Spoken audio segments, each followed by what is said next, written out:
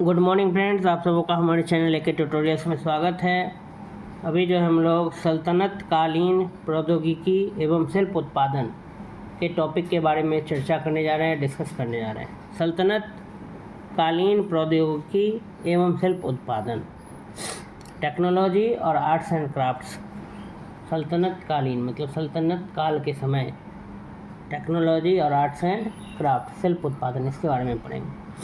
तुर्क शासक वर्ग अपने साथ नवीन प्रौद्योगिकी लेकर आया था। तुर्क का जो शासक वर्ग था वो अपने साथ नवीन प्रौद्योगिकी, न्यू टेक्नोलॉजी लेकर आया था, जिससे शिल्प उत्पादन में उल्लेखनीय प्रगति आई। ठीक है, तुर्क शासक वर्ग जो थे वह अपने साथ नवीन प्रौद्योगिकी, न्यू टेक्नोलॉजी लेकर आया था, जिससे शिल्प उत्पादन में उल्लेखनीय प्रगति आई। जिसमें शिल्प उत्पादन में क्या हुआ, बहुत प्रोग्रेस हुआ। नगरीय शिल्प उत्पादन में सूती और रेशमी वस्त्र का उत्पादन, कागज़ बनाने की कला, कलईगिरी का काम, लौह प्रौद्योगिकी का सैनिक कार्यों में उपयोग और आसवन की नई विधि तथा भवन निर्माण की नई तकनीकों का उपयोग इस दिशा में उल्लेखनीय प्रगति के क्या हैं, साक्ष्य हैं। कह रहा है कि तुर्क शासक वर्ग अपने साथ नवीन प्रौद्योगिकी लेकर आया था, न्यू टेक्नोलॉजी लेकर आया था, जिससे शिल्प उत्पादन में उल्लेखनीय, रिमार्केबल क्या हुआ, प्रोग्रेस देखने को मिला। नगरीय शिल्प उत्पादन की बात की जाए तो वहाँ सूती और रेशम वर्क, सिल्क का कपड़ा का प्रोडक्शन होता था, उत्पादन, कागज़ बनाने की कला, कलईगिरी का काम, लोहा का प्रौद्योगिकी, लौह प्रौद्योगिकी, सैनिक कार्यों में उपयोग, भवन निर्माण की नई तकनीक, तो ये सब तकनीक का उपयोग होने लगा वहाँ। तो इससे शिल्प कला के क्षेत्र में, प्रौद्योगिकी के क्षेत्र में उल्लेखनीय प्रगति के क्या मिलते हैं, साक्ष्य मिलते हैं, सबूत मिलते हैं, एविडेंस। साक्ष्य का इंग्लिश होता है एविडेंस, एविडेंस मिलते हैं। सूती वस्त्र के उत्पादन के लिए अच्छे धागे की ज़रूरत प्रचुर मात्रा में थी। सूती वस्त्र का अगर उत्पादन करना था तो उसके लिए अच्छे धागे की क्या थी, ज़रूरत थी, जो प्रचुर मात्रा में थी। इसके लिए कपास की सफाई और धुनाई अनिवार्य थी। इसके लिए कपास की सफाई और धुनाई अनिवार्य थी। तुर्कों के साथ धनुक का प्रचलन हुआ, जिससे रुई की धुनाई आसानी से की जाने लगी। तो तुर्कों के साथ धनुक आ गया, रुई धुनने वाला, तो जैसे रुई की धुनाई अब आसानी से होने लगी। तुर्कों ने चरखे का प्रयोग भी प्रचलित किया। तुर्कों ने क्या किया, चरखे का भी प्रयोग प्रचलित किया। सूती वस्त्र के उत्पादन के लिए अच्छे धागे की ज़रूरत प्रचुर मात्रा में थी। सूती वस्त्र के उत्पादन के लिए जो अच्छे धागे की ज़रूरत प्रचुर मात्रा में थी, इसके लिए कपास की सफाई और धुनाई अनिवार्य थी। तो धुनाई के लिए धनुक का प्रचलन हुआ। तुर्कों के साथ धनुक का प्रचलन हुआ, जिससे रुई की धुनाई आसानी से की जाने लगी। तुर्कों ने चरखे का प्रयोग भी प्रचलित किया। कागज़ बनाने की कला तुर्कों की भारत का अमूल्य देन थी। तुर्कों के आगमन से पहले भारत में कागज़ का उपयोग और उत्पादन नहीं होता था।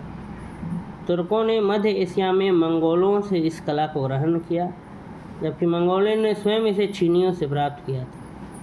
पेपर प्रोडक्शन एक्चुअल में जो है, इसका ओरिजिन चीन ही है। तो चीन से मंगोलों ने सीखा और मंगोलों से तुर्कों ने सीखा, और फिर तुर्क जब भारत आए तो भारत में भी पेपर कला, पेपर बनाना, कागज़ बनाने की कला जो है वो, और उसका उपयोग, उत्पादन कागज़ का, ये सब होने लगा। आरंभ में कागज़ का उत्पादन सीमित मात्रा में था। शुरुआत में कागज़ का उत्पादन जो था वो लिमिटेड अमाउंट में था, सीमित मात्रा में था, और उसकी गुणवत्ता भी अच्छी नहीं थी। वो जो कागज़ जो बनता था उसका क्वालिटी भी उतना अच्छा नहीं था।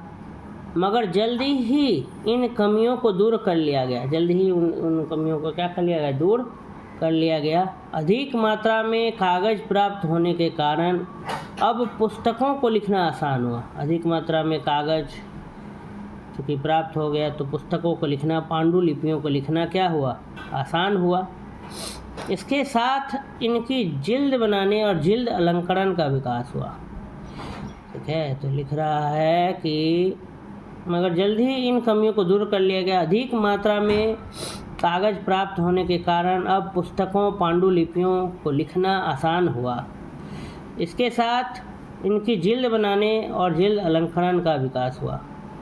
जिल्द बनाना और जिल्द अलंकरण। धातु शिल्प में इस काल में कलईगिरी की नई विधि आरंभ हुई। इसमें तांबे के बने हुए बर्तनों को साफ रखने के लिए समय समय पर उनके भीतरी और ऊपरी भाग पर पिघले हुए टीन की एक परत चढ़ा दी जाती थी। कह रहा है कि मेटल शिल्प, धातु शिल्प में इस काल में कलईगिरी की नई विधि शुरुआत हुई और इसमें तांबे के बने हुए बर्तनों को साफ रखने के लिए समय समय पर उनके भीतरी और ऊपरी भाग पर पिघले हुए टीन की एक परत क्या कर दी जाती थी, चढ़ा दी जाती थी। लौह प्रौद्योगिकी के क्षेत्र में सैनिक उपयोग के सामानों में निर्णायक परिवर्तन आए। जो लौह प्रौद्योगिकी था, आयरन टेक्नोलॉजी, उसके क्षेत्र में भी सैनिक उपयोग का जो सामान है उसमें बहुत सारे बदलाव देखने को मिले। लोहे की रकाब, कवच, घोड़े की नाल बनाने का क्या हुआ, प्रचलन शुरू हुआ। इससे घुड़सवारी में आसानी हुई और धीरे धीरे अश्वरोही सेना ही सबसे शक्तिशाली क्या बन गया, अंग बन गई। आयरन टेक्नोलॉजी आने से सैनिक उपयोग के सामानों में भी बहुत ज़्यादा निर्णायक एकदम परिवर्तन आया, बदलाव आया। लोहे की रकाब, कवच, घोड़े की नाल बनाने का प्रचलन हुआ। इससे घुड़सवारी में आसानी हुई और धीरे धीरे अश्वारोही सेना ही सबसे शक्तिशाली अंग बन गई। चमड़े की जीन और लगाम के कारण भी घुड़सवारों को सुविधा हुई। तीर रखने के लिए चमड़े के मजबूत तरकस भी अश्वारोहियों के लिए बहुत उपयोगी सिद्ध हुए। ठीक है, चमड़े का जीन लगाम के कारण घुड़सवारों की सुविधा हुई और तीर रखने के लिए चमड़े का जो मजबूत तरकस बनाया गया वो भी अश्वारोहियों के लिए बहुत उपयोगी सिद्ध हुआ। आसवन की विधि भी भारत के प्रति तुर्कों की देन है। यह तर्क दिया जाता है कि हड़प्पा काल में ही आसवन की विधि भारत में प्रचलित थी, किंतु स्मरणीय है कि इसके निरंतर प्रचलित रहने के प्राचीन काल में कोई सबूत नहीं मिला है। अतः मध्यकाल में इसका प्रयोग तुर्की की ही देन के रूप में देखा जाना तर्कसंगत होगा। इस विधि से शराब बनाने, औषधि बनाने और इत्र बनाने के काम में गुणवत्ता आई।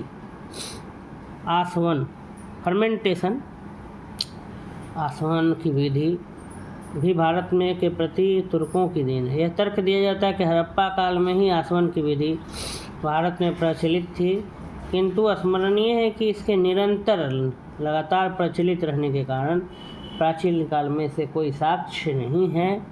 अतः मध्यकाल में इसका उपयोग तुर्कों की ही देन के रूप में देखना तर्कसंगत होगा। इस विधि से शराब बनाने, औषधि बनाने और इत्र बनाने के काम में गुणवत्ता आई।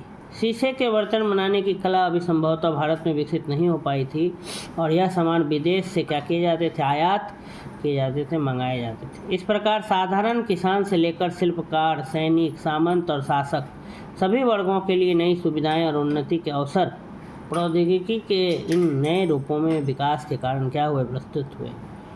इस प्रकार अगर हम देखें तो साधारण किसान से लेकर शिल्पकार, सैनिक, सामंत, शासक सभी वर्गों के लिए नई सुविधाएं और उन्नति के क्या आए, अवसर उत्पन्न हुए। एक अन्य परिवर्तन यह भी आया कि नए प्रौद्योगिकी साधनों से नए व्यवसाय और व्यावसायिक वर्ग भी क्या हो गए, विकसित हुए।